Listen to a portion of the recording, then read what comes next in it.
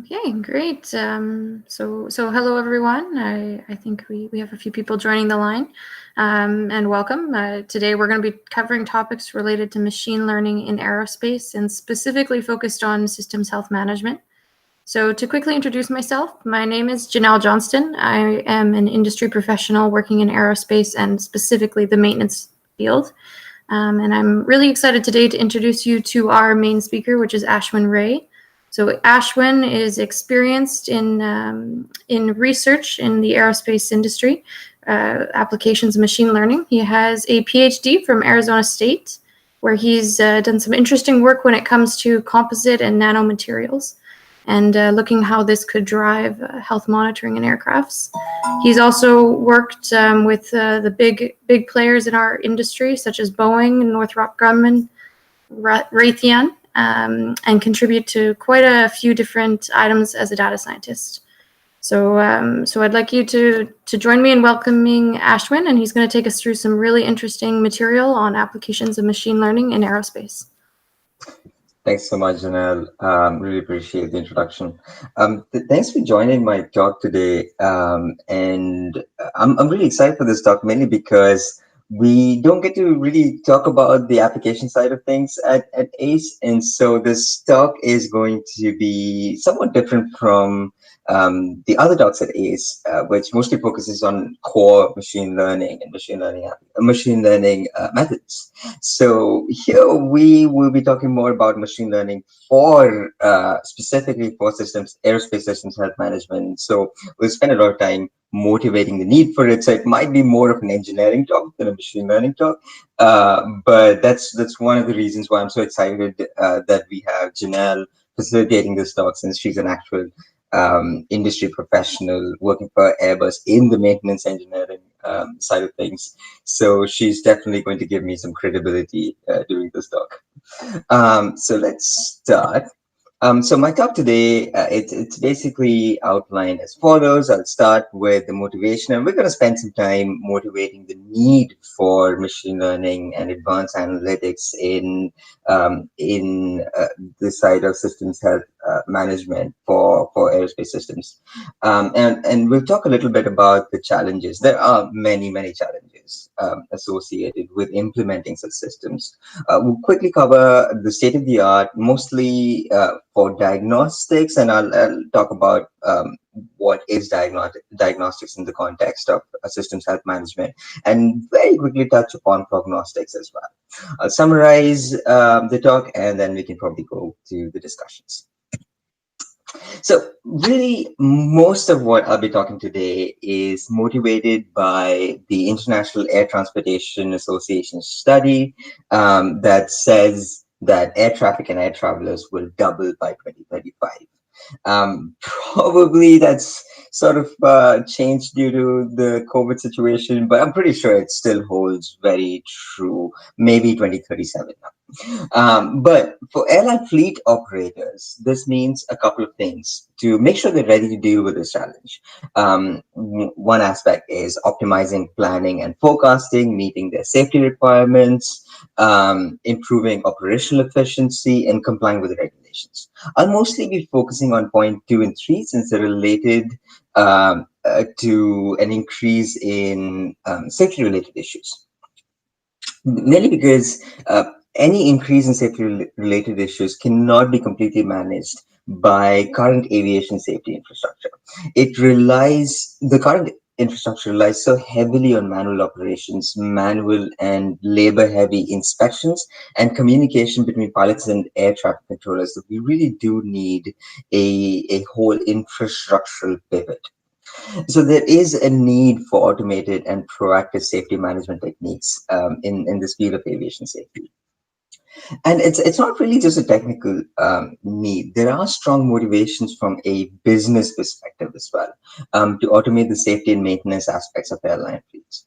Ginelle can give us a much more credible evidence of this working, since she actually works in the field. One example is taking the example of one of the largest and most diverse fleets of aviation vehicles, which is managed by the United States Department of Defense. I think U.S. military aficionados have this saying that the largest air force in the world is the U.S. Air Force. The second largest is the U.S. Navy.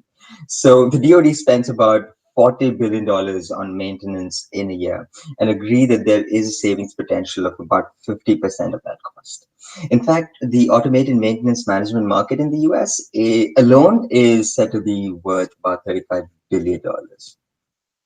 One approach to this is to adopt an integrated vehicle health management strategy that relies on automated health monitoring of an aircraft. That is an automated system that's always monitoring the current condition of the aircraft. And then predictive maintenance that uses models to predict system and subsystem behavior over the life cycle of the aircraft, which is then used to minimize degradation through optimum maintenance. And total integrated communication. That is, the aircraft, the air traffic controller, and the fleet operator are always connected and sharing data. This strategy allows for proactive management of safety incidents and any potential traffic fallouts due to any unfortunate safety incidents, and eventually may also lead to completely autonomous flight, sort of like a Tesla Airlines. So this is really conceptualized, or rather, this idea is conceptualized by a new paradigm called condition-based maintenance from an integrated vehicle health management context. Just to visualize how different this would be in current systems, the current systems work like this. If an aircraft does seem to have a fault, it has to wait till the next A check. Again, this is more from the military side of things. Military vehicles will see a thorough check after about every 100 to 200 flight cycles, and the civil aviation sites is about 700 to 1,000 flight cycles. And basically, a manual inspector goes and checks every part, or rather, most parts of the aircraft, and if they detect that fault or isolate that fault, they will repair it and it'll be fine. But there's a chance that they might not detect it, and that might lead to critical, or not critical, but significant failure. So that's the current schedule-based maintenance system. So the new paradigm we uses automated diagnostics, which is an automated monitoring and detection system that is always monitoring the flight and looking for any faults. If it does find a fault, that data is very quickly relayed to the ATC or the fleet operator, and now the fleet operator can take a decision to either continue the flight or land it to get it inspected. Also, the inspectors now know what to search for. There's a higher probability of that fault being detected. So, what are the challenges involved in making such a system come to life? So there are a couple of challenges, a couple of very significant challenges. The first is the aircraft issue source. So an aircraft, an air vehicle is a very complex system of systems. So faults can occur at any one of these systems, and isolating those faults can be a really difficult problem. The thing that makes it even harder is that these sources interact with each other. So we could have one system affecting another system in sort of a domino effect, and so isolating the fault makes it very hard. Or rather, isolating the fault becomes a very hard problem. The other challenge is that generally it's very hard to detect a fault. It's easier to look at anomalies instead, because anomalies are a lot of times indicative of non-standard operations, and non-standard operations are indicative of possible faults. Now, so that's sort of like the high level challenges, but then there are more practical challenges as well. So from a researcher point of view, it's obtaining data to really develop any sort of systems or any sort of methodology that works with this problem. Um, Flight data is kept very, very confidential for very good reasons, probably, and it's hard to get your hand on any data to perform any analysis. But then, from a actual professional point of view, there's a ton of data. When data is available, it's just so much data, and so the cursor dimensionality comes in to the picture, and in general, just analyzing all that data and analyzing in real time becomes a real challenge. And finally, one of the most significant challenges is just how unbalanced this data is. I mean, we're talking about safety here as if planes are crashing every other day. That's not true at all. Airplanes are very, very safe. They're probably the most safest mode of transportation out there. And so finding data that's representative of faults and representative of unsafe operations is really hard. And if you're a researcher in this field, it's basically your responsibility to identify unsafe data or data that's representative of unsafe operations. Oh, also, at this point, I should mention that this talk is sort of motivating data-driven empirical methods, but this is definitely a new approach. The old school approach was to explain the changes in these machine states or conditions through mechanistic modeling or models derived from first principles. As you can see, point number one, the aircraft is source, and point number two, make this a very challenging problem since you'd have to model system of systems very accurately.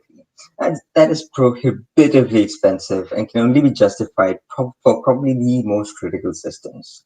Recent advances in statistical and computational intelligence methods just lend itself very nicely for effective diagnostics and importantly for widespread deployment in a cost-effective manner. Um, so, so at this point, I should probably talk about the two arms of integrated health management, of the integrated health management strategy. So diagnostics and prognostics is pretty much the starting point for any good systems health management strategy. Diagnostics is the ability to flag or locate a fault or a fault proxy during flight.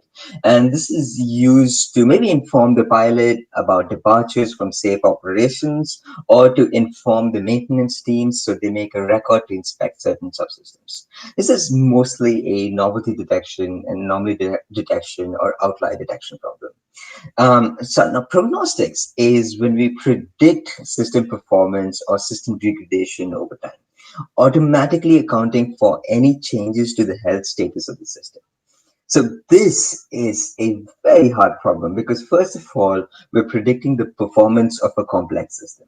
The system behavior is a function of other complex subsystems, and any faults flagged through diagnostics in one of the subsystems can cause interactions between other subsystems, and now all of that has to be accounted for. Having said that, prognostics is also where a lot of savings potentials lie because fleet operators can use this to optimize operations. And it's also easier to deploy prognostic systems, assuming it works well, compared to a diagnostic system. So some of the diagnostics approaches that I want to talk about during this talk, and it sort of is very representative of the sort of approaches that are there in the literature. I think it's basically sorted by how it was published. You have the 2010s and 2012s where the approach was more classification based, and representative of that is the MCAT method. I'll talk about this. But this was really what got the empirical modeling for aircraft analytics going. And then we had the 2012, 2015s, which is more cluster analysis and cluster based. I think the 2016s, 2018s was more distributional. Again, it was a cluster analysis, but using distributional models and mixer models. And more recently, there has been application of deep learning and autoencoders in the field. So, talking about that, let's start with probably the first approach, which is one of the early approaches. So the MCAT method, from a machine learning point of view, isn't really that difficult to understand. And since my audience here is more a machine learning audience, I won't talk much about the details of the machine learning algorithms. I'll probably point towards some of the disadvantages and issues, and some of the idiosyncrasies, but mostly focus on the application side of it and the challenges from the application side of it. So the multiple kernel anomaly detection method basically used a convex combination of all kernels computed over multiple features. So an interesting aspect of this research was it was one of the first empirical diagnostics model to combine discrete and continuous features. So the core algorithm that I basically used was a single class SVM, and if the algorithm would spit out a negative value, that would be an anomaly. If it was positive, it would be standard operation. So it was anomaly analysis through classification. Um, these methods were often tested on FOCA data, which is flight operation quality assurance data. And flight operation quality assurance is basically it's airline lingo for quality assurance and flight safety analysis that's generally done post hoc by the fleet operator themselves. So what I wanted to do was show some of the interesting unsafe operations or anomalies that this algorithm caught, and that's what I'll be doing going forward as well. I'll very quickly talk about the algorithms, but then really talk about what those algorithms did for the diagnostics of aerospace vehicles. So here I saw a plot where the algorithm was able to flag this flight, and the reason it flagged this flight was because of a weird operation that was definitely departure from standard operating procedure. So I'll just very quickly draw out this plot a bit. So the plot shows indicated airspeed, which is the airspeed of the aircraft, and this is the altitude. So it's technically the aircraft's descending. If you notice, the aircraft descends at almost a constant velocity until it reaches about 2,200 feet, and then it quickly bleeds out all that velocity and finally lands. But if you notice, the landing gear was deployed before there was significant reduction in velocity, which basically means that the pilot probably deployed the landing gear before deploying the flaps to reduce velocity. Now, so this isn't a fault per se, but it's definitely not standard operating procedure. So the general standard operating procedure would be for the pilot to reduce velocity before deploying the gear. So the pilot might have deployed the landing gear just to bleed out that speed instead of using the flaps. So if I were a maintenance person, I would definitely go and check the landing gear after this flight. But what's interesting is this algorithm could capture this non-standard operation automatically, and you can sort of start seeing the value that these algorithms can produce for maintenance engineerings and for fleet operators. So from the algorithmic side of things, there were some issues with this approach. First of all, the approach required aggressive filtering of unclean data, which sometimes actually removed some of the anomaly signatures. And also, real-time analysis was difficult. The whole point of this is to eventually run this in real time as the aircraft is flying. So the algorithm needs to run in real time. So the next sort of generational shift was I guess, the more obvious cluster anomaly detection, which is just cluster all the standard data and find abnormal outliers that don't really fit into any clusters, and that's the abnormal flights. So what was really interesting in this work was a transformation of all the data, continuous and non-continuous data. And before I go forward, I should probably mention that when I say continuous data, for aircrafts, this is the data that comes from the sensors.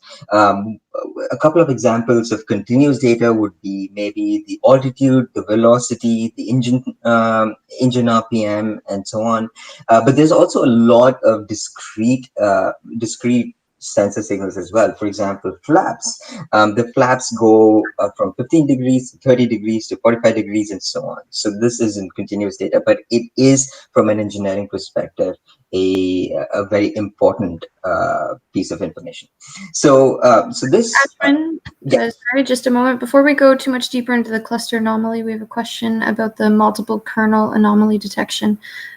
So the question is, could you give an example of a use case for this type of algorithm?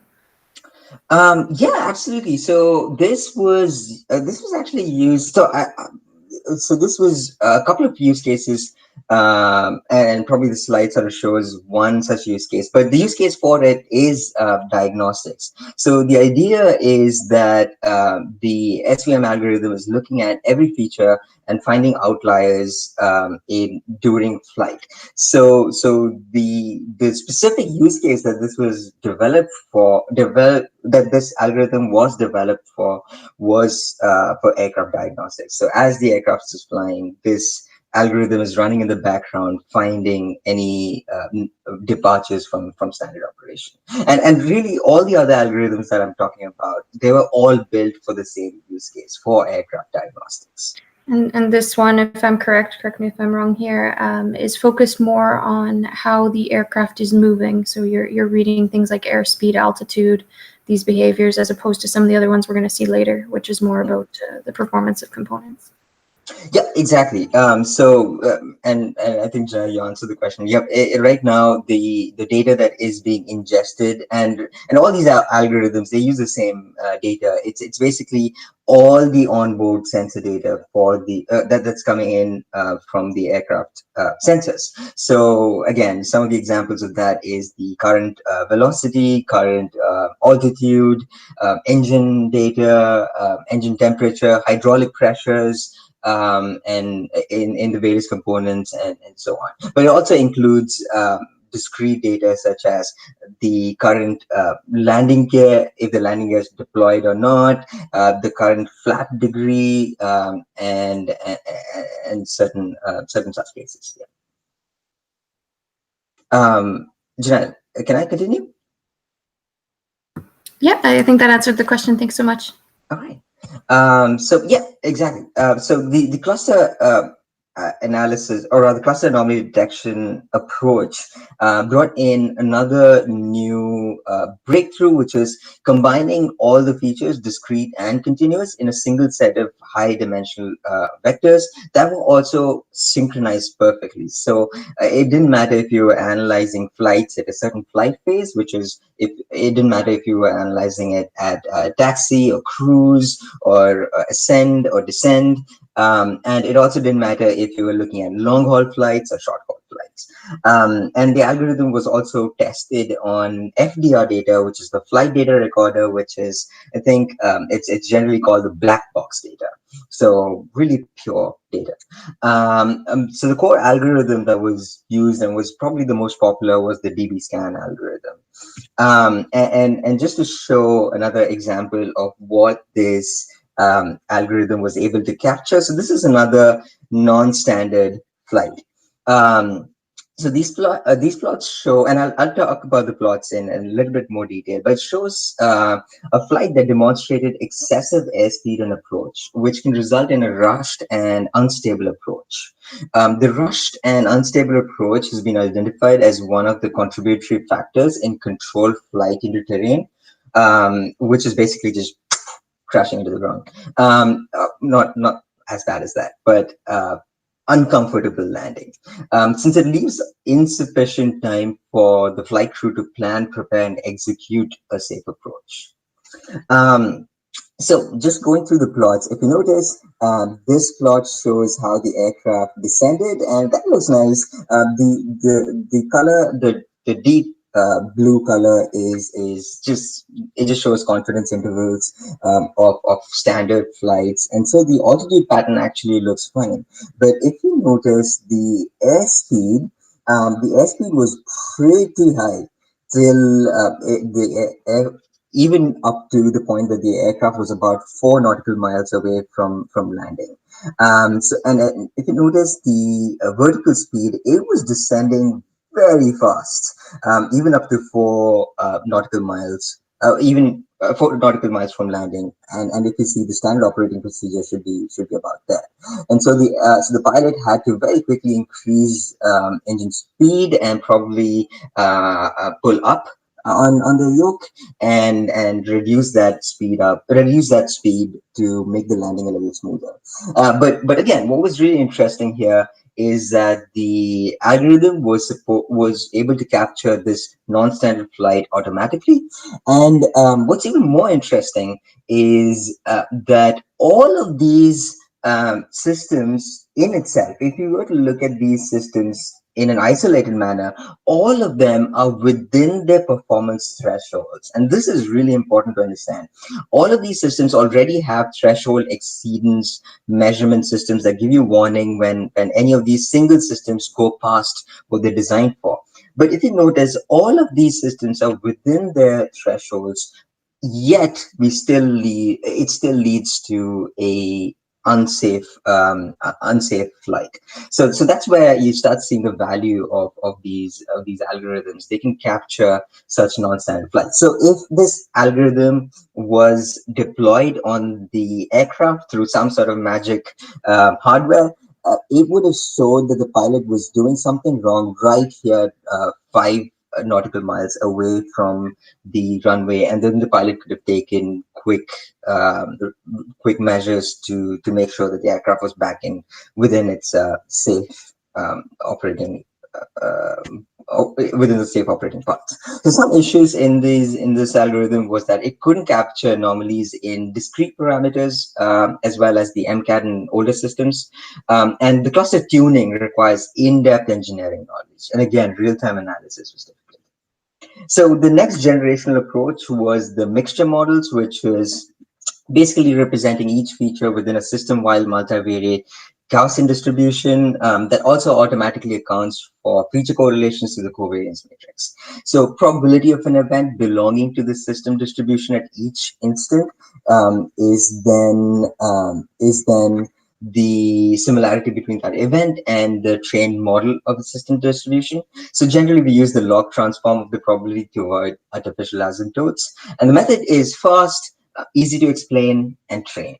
The only issue here is deciding the threshold of probability or the decision boundary that defines an event as an anomaly. It cannot be statistically determined, so it's subjectively applied through discussions with subject matter experts. So one of the really interesting anomalies that this algorithm was able to capture that the other algorithms couldn't, was this very interesting issue. So if you notice, this flight is, so the issue happens, or rather the algorithm shows outliers, a non-standard operation here, right at this point, which is the aircraft taxis here, ascends, cruises, descends, and lands. So we're seeing some issues during cruise, which generally doesn't happen. Cruise is probably the most the nicest part of the flight. So this is really weird. And until we started looking at each one of the subsystems that was flagged as outliers, and if you see the flag came from the brake pressure, which is the hydraulic pressure on the brakes in the landing gear, and you start seeing spikes in the hydraulic pressure during cruise in the landing gear, which is weird because ideally this landing gear is safely stored inside the airplane, and it should be showing no activity during cruise. It shouldn't, but then you start seeing these spikes, and that's definitely an issue from a maintenance point of view. So maybe this is a good time to test if we have any maybe aerospace guys or engineers on the line. Any thoughts, and please type into the chat on why you might see the brake engage partially in a cruise situation on an aircraft.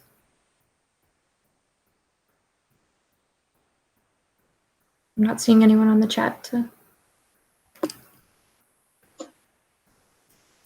So there was a major hint here given by Ashwin when he said these brakes, like most aircraft brakes, are hydraulically controlled. So typically here, what you might see is that an upline hydraulic system component might have failed, or you might have had a clogged filter, and this would drive this type of an anomaly to show up in cruise. It's not so bad that it causes any failure. That's why it doesn't go near a threshold. But this type of a detection would tell your maintenance teams to go look at your hydraulic system when you're on the ground to prevent any future impact. Exactly, Ginelle. And you start seeing the value of these algorithms here, because if you notice, these spikes are well within operating threshold. So if you had just a system that looks at when the brake pressure goes past maybe 3,500 psi, this would never be detected. But you see this algorithm not just detecting this during flight, it's also detecting exactly where, or rather which subsystem is acting weirdly or in an anomalous manner, and that sort of gives the maintenance teams some information to begin their search. And exactly as you mentioned, you don't want your flight to be landing in a runway with a faulty brake system. Some of the issues with these algorithms were that the models were very flight phase dependent. So basically, you had to train a model for taxiing, a model for takeoff, a model for ascending, model for cruise, and so on. And so these transitionary phases where the airplane's going from ascent to cruise can become hard to analyze, because distributionally looking at it, the distributions were radically different from the distributions at each one of these stages in an isolated manner. Also, the cutoff probability is subjective and requires extensive tuning. So the most modern approach to it has been the use of deep learning, and I think some of the most exciting work has been the use of deep autoencoders. So the deep autoencoders have been used to represent the statistical distributions of each one of these feature sets, and then it's basically used to reconstruct the flight while the flight is occurring or the flight is going on. And so the reconstructions basically act as baselines, which is compared to current event values, and the errors then show possible outliers. So this is really interesting, because not only can you perform diagnostics, which is detect differences in current event to baseline events, but also prognostics, because the model is able to perform predictions of how the airplane will behave, maybe a couple of seconds into when the event is actually happening. So sort of like it sort of combines diagnostics with micro prognostics, and that's a really interesting approach. And the interesting aspect of this was that these models were tested not only on the aircraft data, but it was also tested against NTSB data, which is the National Transport Safety Board. The National Transport Safety Board in the US covers all major flight accidents and flight issues, and sort of documents data to go with it as well. And that's generally publicly available. So it's a really interesting analysis, and the value that this algorithm shows is this analysis on an actual accident event performed by the researchers. So just to give you a very quick overview of the accident itself, a Bombardier DHC-8 Q400 operated by Colgan Air crashed into a residence near into a residential area near Buffalo Niagara International Airport during approach, and it led to, unfortunately, 58 fatalities. One of the main contributing factors identified by the NTSB investigation team was the flight crew's inappropriate response to the activation of the stick shaker, which is the stall warning system. Stall is the aircraft just falling down like a rock. because it can't produce lift anymore, and that resulted in an irrecoverable aerodynamic stall. So another main contributing factor to the accident was the flight crew's failure to monitor airspeed under icing conditions. So the flight was analyzed using the deep autoencoder algorithm. And so this was done post hoc, but the idea is that it can also be used in real time. But the diagnostics algorithm was able to flag issues in airspeed a full 2 minutes before the crash occurred. It also flagged issues in altitude 90 seconds before the accident occurred. And interestingly, the researchers showed the same analysis done for all the other flights that use the same flight path, which is also safe. Nothing happened there. And the autoencoder, or rather the algorithm, did not flag any issues for those safe flights. So just going through the plots very quickly. So the plots show time of flight. So the stall warning happens right here at about 10:16, and 10:16 and 30 seconds. You see the stick pusher activated, which is the aircraft's automated systems to recover from stall. So basically, that's when things start going wrong.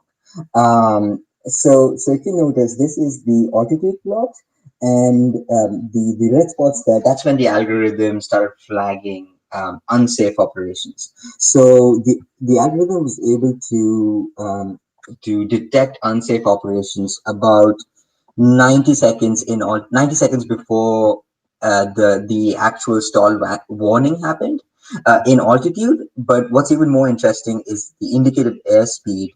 And for the indicated airspeed, the algorithm was able to flag issues a full 2 minutes before the warning actually happened. And so in these plots, you can see the actual data in black and the reconstruction by the autoencoder algorithm in the blue dot lines. So that was really interesting, and it's probably where the more modern research is heading towards. Having said that, there are some issues. There is constant retraining of the model required. It's so very sensitive to different parameters that anytime you see data from a different flight or different flight path, it needs to be retrained. And real-time use can be difficult because it requires reconstruction of the data at each time point. Great, thanks, Ashwin. We have another question here. So the question is, in terms of the industry side, what are we seeing? Is it there's more emphasis or challenge when it comes to handling the data in terms of engineering, or are we really at a point where we can go to autoencoders, these types of things?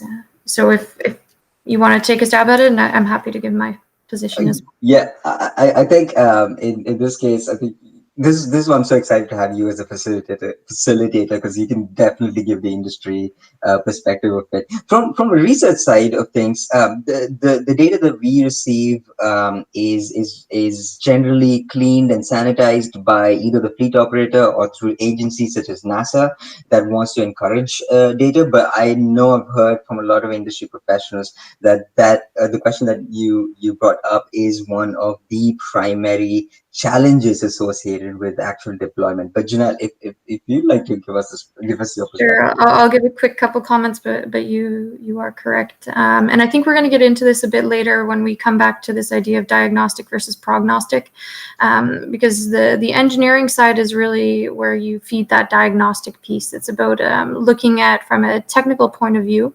how do sensors correlate with events or component failures? So understanding what caused the other. But when you start looking at prognostics, which is where we want to go, you need to be able to be doing the live transfers. The truth is, in industry, we don't struggle with having not enough data, at least on certain more modern aircraft. We really do have the data we need, but it's the volume. The data quality is pretty good, to be honest. In terms of data quality, you're able to get pretty high quality data coming out of the aircraft. But there's a lot of noise and there's a lot of variables. As you can imagine, an aircraft is a very complex system. So how do you identify that a hydraulic sensor at the other end of the aircraft was actually sensing a potential failure of a brake pad. This is where things get more complex. So I would say that when it comes to the prognostic, the handling of the data and really the understanding of how to manage such a large data volume is the driver in this field. Right. And I know during discussion we'll also talk about like the hardware needed to run some of this analysis. And I think Ginelle, it would be great if you bring up the issues with regulatory approvals, because I know that's something that the tech world doesn't really see as much of. I think the financial world does, but the aerospace industry just takes it to a whole different level. Absolutely. So you have to keep in mind that every piece of equipment we put on the aircraft has to be certified through a specific process. Any computer on the aircraft, that process is very, very intensive. So the concept of doing data processing on an aircraft is not it's not just putting a computer there that can run the algorithm. The other aspect is if you don't have a computer on the aircraft pre-processing the data, it means you have to transmit massive data to the ground, and that's just expensive. As you can imagine, if you ever heard of something called ACARS, that's kind of the most robust solution, and it's a very, very expensive data package. So those are kind of in the industry where we're struggling a bit is how do you either process on the aircraft or reduce the cost of getting that data to the ground. Perfect. Also, I know you just mentioned Prognosis, Janelle. So, did we answer that question? Did we? So I'm not sure. All right. Yeah, I'll So we have definitely. another question. For deeping autoencoders, input is reconstructed. Error is a proxy for the anomaly score. Wouldn't predicting future time steps with data reconstruction help better predicting an anomaly before? Yeah, you're absolutely right, and that's actually where the research is heading right now. I think the paper that I'm referring to here, that's exactly what they do. They predict a little bit into the future to see what the standard flight or the baseline flight operation should look like, and score it based on current values, and score that baseline operation with current flight operation, and so that leads to an anomaly score, and that's exactly what they do. And that's why I mentioned that this idea of deep encoders sort of allows for combined diagnostics and some micro prognostics. Absolutely, and can't talk much about what my team does, but we are using something similar for looking at specific failures. And I know we brought up the idea of prognostics, and the research that I mentioned before, most of them were diagnostics approaches. But I did want to quickly touch on prognostics approaches. But the problem is the literature in this area is pretty limited, especially for system-wide prognostics, mainly because it's so complex. So I thought I'd talk about some of the general approaches used in structural health prognostics, which is health management specifically for structural integrity. And this is going to be a little bit of a monologue, but I hope it's sort of clear at the end. But the approach really follows two avenues. First, training a predictive model, and second, developing a sensing strategy. And I'll talk about that a little bit more. So the idea is that we can train a model that can predict how a structure will degrade over its life cycle using synthetic data. So at this point, two questions arise. Why use synthetic data? Well, because otherwise we'll be tearing up about 5 million 737s to train one model, and that becomes expensive. The second question is, where do we get the synthetic data? So generally, this is produced using small-scale physics-based models that simulate structural degradation, and where we can rapidly perturbate the controlling variables. So we have the life cycle model now through this whole training process, but how do we apply it? So the approach is we use sensors on a system that can measure structural integrity proxies. For example, an ultrasonic probe can be used to detect cracks. If we can estimate the crack size using the ultrasonic probe, we can then plug that into our regression or predictive model or regression model, and it can then predict the remaining useful life of the system. And then that can be used for maintenance, operations, and usage optimization. So in the 2015s, the two popular regression models for structural health prognostics were just regularized linear regression and relevance vector machines. But recently, we're starting to see LSTMs for prediction as well. So that's basically, just wanted to touch up on prognosis models, but also wanted to show the huge amount of potential there is for the ML community to contribute to this problem. So I'm almost done. I just wanted to very quickly talk about some of the programmatic support. Sorry, one more question for you before we go to these next interesting points. So we have one. Could you talk about the size of the future time window as compared to the input time window? I think this is in regards to the autoencoders. Okay. In order to achieve good empirical results. I really like this question, so I'm going to let you answer, and then I have something to add. Mm-hmm. So I think the research is here, and I'm going to talk about this in the context of what research actually has done. Is they just look at a couple of seconds in front of the current sensing window, and the reason being is that the accuracy, the baselines, the reconstruction baselines start differing from reality very quickly after that 7 second window. And I know that there has been significant amount of research to start widening that prediction window. So I know there is a group at Vanderbilt, Dr. Shankar and Mahadevan's group at Vanderbilt that is specifically working on this problem, using state of the art deep learning and Bayesian methods to sort of extend that window more. Could you repeat that question, Ginelle? Because I think I got the first part of the question, but not the second part. Yeah, so I think you're getting there. So the first piece was how big is the future time window, but I think they were also wondering how much input time window. I think you answered that as well, 1 or 2 seconds, in order to get strong results, so empirical results. So I think. Yeah. So just maybe adding a bit more on the input window. So there is definitely a cold start problem, especially when you start looking at flight phases that are much shorter than the other flight phases. For example, the cruise flight phase, we have tons of data points. Flights spend so much time on cruise, but flights don't spend too much time on taking off or on taxiing. So for those problems, the prediction window shortens further because of the cold start problem, and for flight phases that are longer in nature, the prediction window increases significantly as well.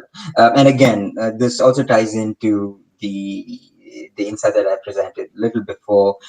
Groups such as the group at Vanderbilt is trying to use state-of-the-art deep learning to increase that prediction window.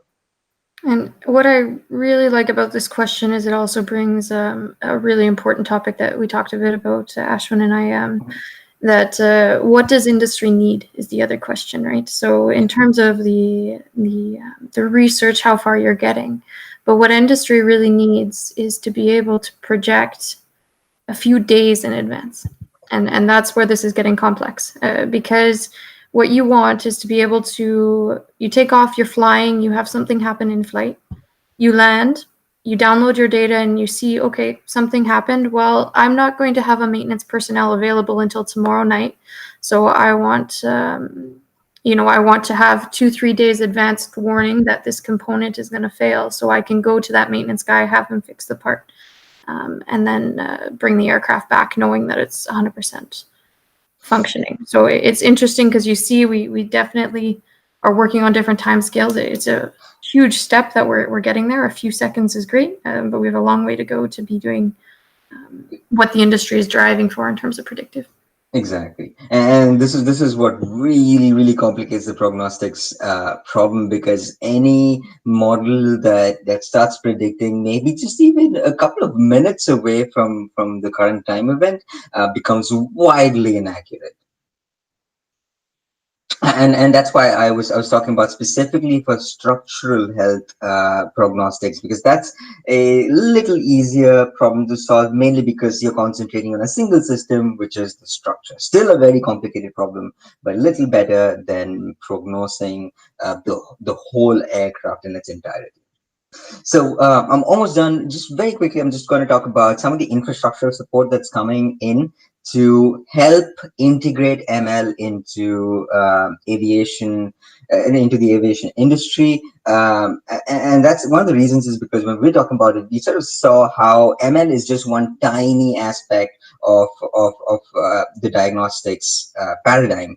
The important need right now is the infrastructural support that helps really drive value from the ML. And one such program is the FAA Next Gen program, which is the next generation air transportation system supported by the Federal Aviation Administration in the US. And some of the key programs that it's enabling that's important for us in the ML context is the system-wide information management and safety through risk management. So basically the idea is to to really drive that total connectedness, total networking between the fleet operators, between the ATC, the air traffic controller, and between the pilot in real time for all data. Hard problem to solve, but imagine shifting all this data in an aircraft that's flying at point 0.9 Mach at 35,000 feet. But it's a huge step forward. A slightly older program, but really something that focused on diagnostics and prognostics using ML, was the NASA's Integrated Vehicle Health Management Program that was developing validated tools for automated detection diagnosis. What was really interesting was that one of the project goals was also focus assessment of the next gen plans on integrated vehicle health management. And something really interesting, especially for current aficionados and people who are looking to contribute immediately, NASA has the University Leadership Initiative Program, and one of their grants is supporting a huge, massive grant that's supporting risk prediction and risk prognosis. Um, it's a grant, it's a massive grant being worked on by a consortium of organizations: Arizona State, Vanderbilt, Southwest Research Institute, and Optimal Synthesis. And they're working together to basically integrate everything. We just basically talk about the airside systems information, but this project wants to integrate airside systems information, environment systems information, ground side systems information, and also the human system interaction together, and create like a holistic definition of risk, and use this methodology to predict risk over time. And to reach that goal that Janelle mentioned, not just one day, and not just 1 second or 2 seconds, but really 1, 2, 3, 4 days. Great. And I guess on that one too, I it still seems like a long distance, but in terms of the tech, autonomous flight is not that far away. In terms of the acceptance by the general population, it's probably pretty far away. But these sorts of things are laying the groundwork for that, because you need a very robust, large and dynamic system that covers all the different aspects of an aircraft flight in order to move to that sort of configuration. Exactly. Right. And in summary, I know I took way longer than I was supposed to, but diagnostics, prognostics can really tremendously benefit from machine learning. And I'm really hoping that more of the machine learning community understands that this is a space of problems that they can contribute a lot to, and they start contributing to it. And also the challenges are really focused, from a research side, it's focused on data prep and model explainability in an engineering context. And real-time analysis is critical for diagnostics and prognostics. Currently, the way it is right now, it'll require a shift in infrastructure, which is actually happening. So that's definitely good news. And one of the reasons it's happening is because people like Ginelle are changing the mindset of people who made decisions in the 1970s are very comfortable with that, but now they really see the need for the shift in technical focus. So yeah, lots of potential, lots of opportunities to make a huge difference. Okay, great. Thank you so much, Ashwin.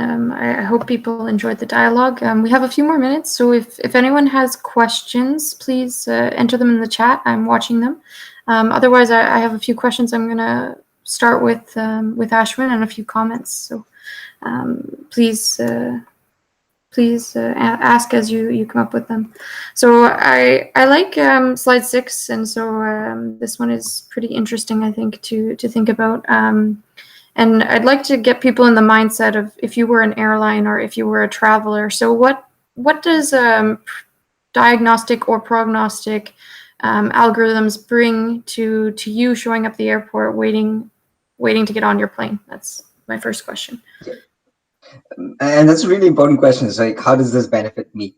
So in maintenance, we have scheduled maintenance events and unscheduled maintenance events. And unscheduled maintenance events are really the ones that make you miss those flights.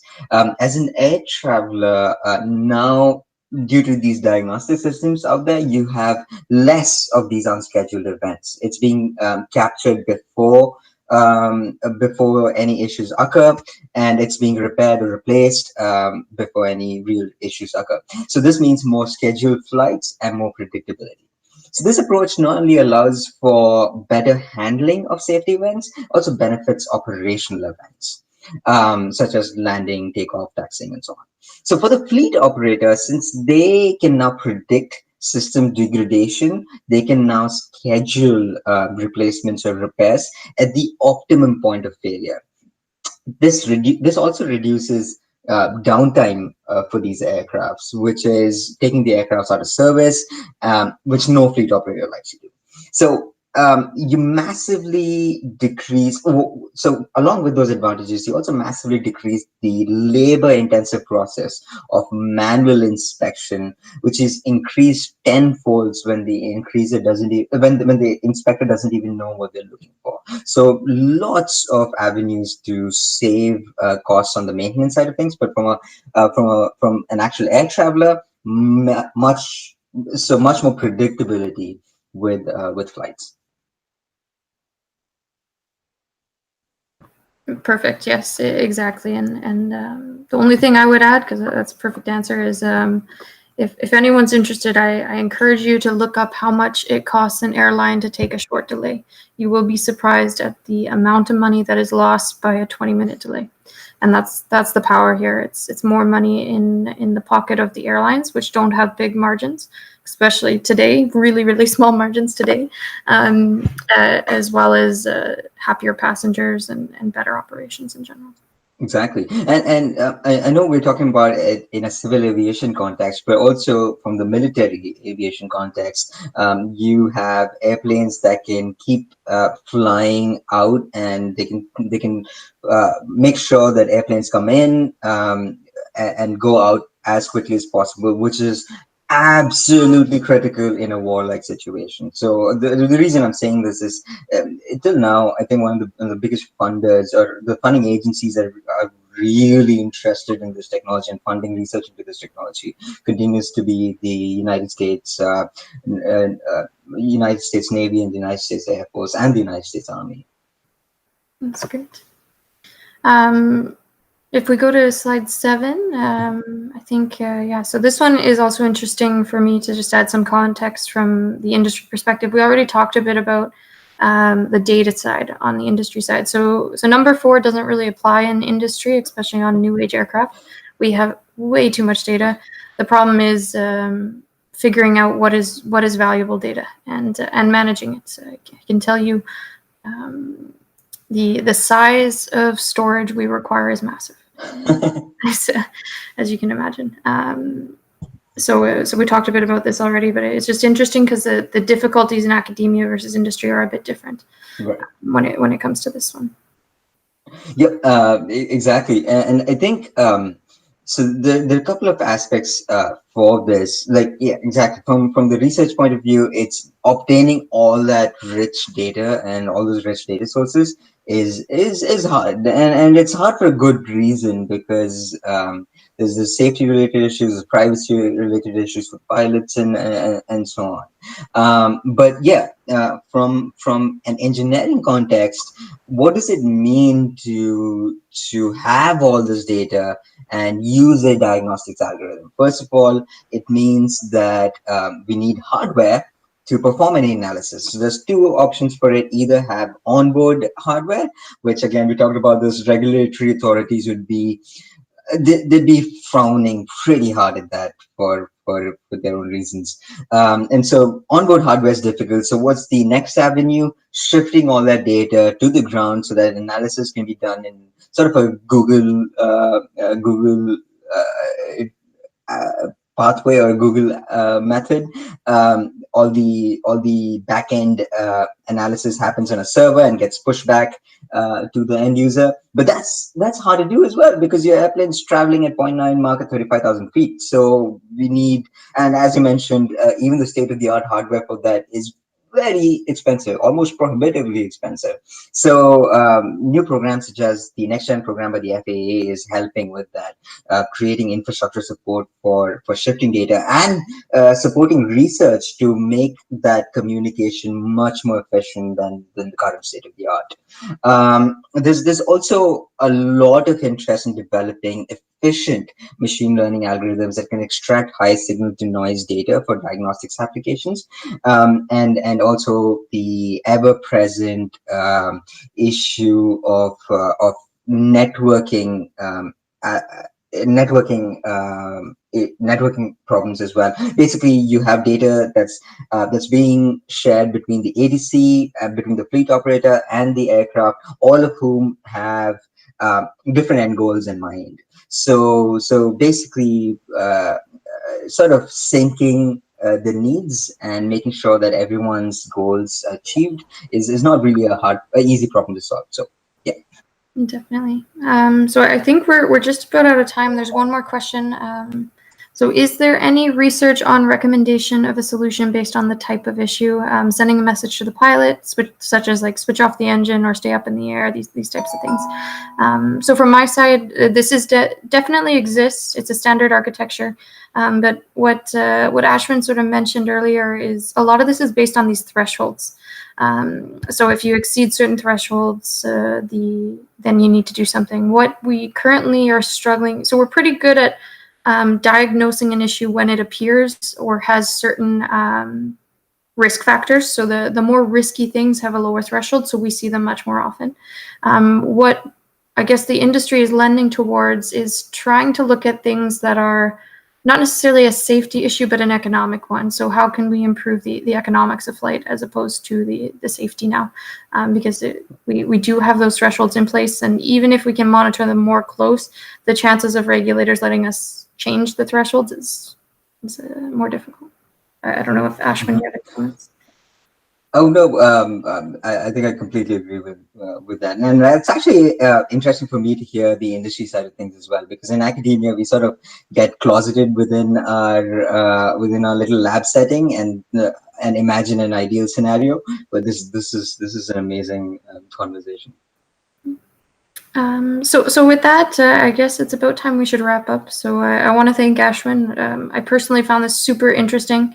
And it's, for me as somebody from industry, it's great to see more and more of this machine learning and also understand different applications through how we might apply this in our functions. So thank you so much for a great presentation, and thanks to everyone who gave us some questions and participated. It was great dialogue. I really appreciate all the engagement. Thanks so much, Ginelle. I just want to end on this note that sometimes when I give these presentations, people get a little bit more scared of air travel, but I have to reinforce the fact that air travel is so very safe. Like, it's so hard to find unsafe data, and that sort of speaks to how safe air travel is.